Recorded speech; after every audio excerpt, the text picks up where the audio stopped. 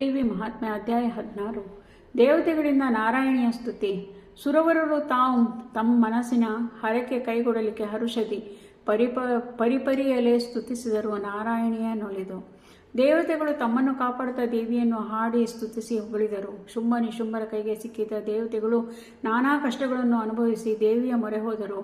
ದೇವಿಯು ದೇವತೆಗಳನ್ನು ಕಷ್ಟಗಳಿಂದ ಪಾರು ಮಾಡಿದಳು. ಅಂತಹ ದೇವಿಯನ್ನು ನಾನಾ ವಿಧದಲ್ಲಿ ಸ್ತುತಿಸಲು ಸಾಲದು.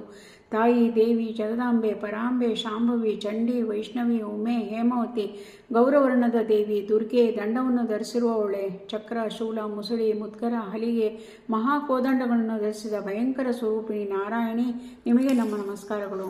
ಎಲೆ ಭದ್ರಕಾಳಿ, ಭವಾನಿ, ಪಾರ್ವತಿ, ಭದ್ರಮಂಗಳೆ, ಅನ್ನಪೂರ್ಣೆ, ರೌದ್ರೆ, ಶಾಕಾಂಬರಿ, ಮಹೇಶ್ವರಿ, ಅಂಬೆ, ಜಗದಂಬೆ, ಕ್ಷುದ್ರರನ್ನು ಸಂಹಾರ ಮಾಡಿದವಳೆ, ಪೀತಾಂಬರವನ್ನು ಧರಿಸಿದವಳೆ, ತ್ರಿನೇತ್ರೆ ನಾರಾಯಣಿ, ನಿನಗೆ ನಮ್ಮ ನಮಸ್ಕಾರ.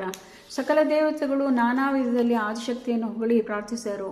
ಅವರ ಆದರ, ಪ್ರೀತಿ, ವಿಶ್ವಾಸಗಳನ್ನು ಕೊಂಡು ದೇವಿಯು ಪ್ರತ್ಯಕ್ಷರಾಗಿ ಹೇಳಿದಳು, ಮಕ್ಕಳೇ, 28ನೆಯ ಯುಗಕ್ಕೆ ವೈವಸ್ವತ ಮನ್ವಂತರವೂ ಬರುತ್ತದೆ. ಆಗ ಇದೇ ನಿಶುಂಭ ಶುಂಭರು ಜನಿಸುವರು.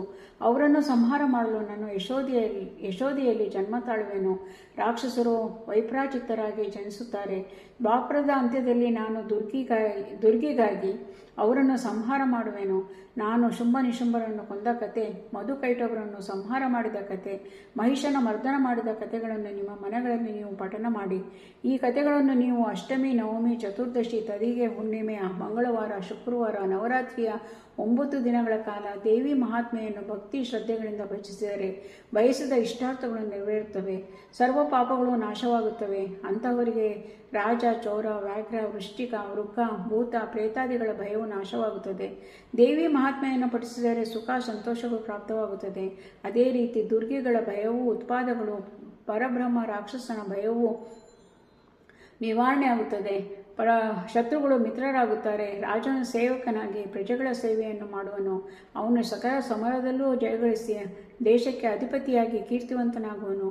ಅವನಿಗೆ ಸುಖ, ಸಂಪತ್ತುಗಳು, ಮೃಷ್ಟಾನಗಳು ದೊರಕುತ್ತವೆ. ದೇವಿ ಮಹಾತ್ಮೆಯನ್ನು ಓದಿದರೆ ಬಯಸಿದ ಕೆಲಸಗಳು ನೆರವೇರಿ ರಾಜಭೋಗಗಳು ಲಭಿಸುವವು. ಅವರು ತಂದೆ, ತಾಯಿ, ಸೋದರಿ, ಸೋದರರನ್ನು ಹೊಂದಿ ಪತ್ನಿ, ಸುತರು, ಸಂಪತ್ತು, ವೈಭೋಗ ಲಭಿಸಿ ಸೌಖ್ಯ ಉಂಟಾಗುವುದು.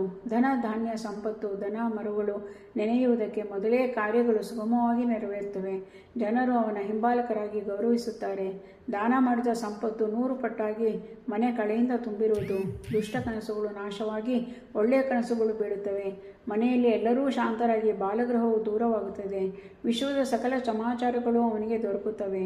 ಸರ್ವತ್ರ ಶುಭ ಕಾರ್ಯಗಳು ನಡೆದು ಮಂಗಳಪ್ರದವಾಗಿ ಜೀವಿಸುತ್ತಾರೆ. ತನ್ನ ಚರಿತ್ರೆಯನ್ನು ಪಠಿಸುವುದರಿಂದ ಶಾಸ್ತ್ರ, ವಿದ್ಯೆ, ವಿವೇಕ ಉಂಟಾಗುವುದು. ನಿಮಗೆ ವಾಕ್ಶುದ್ಧಿ ಲಭಿಸಿ ವಾಗ್ಮಿ ಎಂಬ ಕೀರ್ತಿಯನ್ನು ಗಳಿಸುವಿರಿ. ನಿಮ್ಮ ಚಿತ್ತವು ನಿರ್ಮಲವಾಗುತ್ತದೆ. ನಿಮಗೆ ಸಂತಾನ ಪ್ರಾಪ್ತಿ ಉಂಟಾಗುವುದು. ಸರ್ವ ರೋಗಗಳಿಗೂ ಪರಿಹಾರ, ಸರ್ವ ರಹಸ್ಯಗಳನ್ನು ಬಯಸಬಲ್ಲ ಚಾತುರ್ಯ ನಿಮ್ಮದಾಗುವುದು. ನಾನು ನೀರಿನ ನಡುವೆ ಇರುವ ನನ್ನ ಭಕ್ತರನ್ನು ಕಾಪಾಡಬಲ್ಲೆ. ಎಲ್ಲ ರೀತಿಯ ಸಂಕಟಗಳಿಂದ ನಿಮ್ಮನ್ನು ಪಾರು ಮಾಡಬಲ್ಲೆ. ಕಾಡ್ಗಿಚ್ಚು, ಸರ್ವ ಪಾಪಗಳಿಂದ ನಿಮ್ಮನ್ನು ರಕ್ಷಿಸಬಲ್ಲೆ. ಮುಸುಕಿರುವ ಕತ್ತಲೆಯನ್ನು ದೂರ ಮಾಡಿ ಬೆಳಕಿನ ಕಿರಣಗಳನ್ನು ತೋರಿಸುವೆ. ದೇವಿಯ ಮಾತುಗಳನ್ನು ಕೇಳಿ ದೇವತೆಗಳು ಭೂಲೋಕಕ್ಕೆ ತೆರಳಿ ದೇವಿ ಮಹಾತ್ಮೆಯ ಕಥೆಯನ್ನು ಎಲ್ಲರಿಗೂ ತಿಳಿಸಿದರು. ಕಾಳಿಯಾಗಿದ್ದ ದೇವಿಯು ಶಾಂತಳಾಗಿ, ಪಾರ್ವತಿ ದೇವಿಯಾಗಿ, ಶಾಂತ ಸ್ವರೂಪಿಣಿಯಾಗಿ ಹಿಮಾಲಯದಲ್ಲಿ ನೆಲೆ ನಿಂತಳು. ದೇವತೆಗಳು ತಮ್ಮ ತಮ್ಮ ಲೋಕಕ್ಕೆ ತೆರಳಿದರು. ದೇವಿಯ ಮಹಿಮೆಯನ್ನು ಸ್ಮರಿಸುತ್ತಾ ಗುರುಗಳಾದ ಚಿದಾನಂದಾತ್ಮನನ್ನು ನೆನೆದರು. ಇಲ್ಲಿಗೆ ದೇವತೆಗಳಿಂದ ನಾರಾಯಣಿಯ ಸ್ತುತಿ ಎಂಬ 16ನೇ ಅಧ್ಯಾಯವು ಸಂಪೂರ್ಣವಾಯಿತು.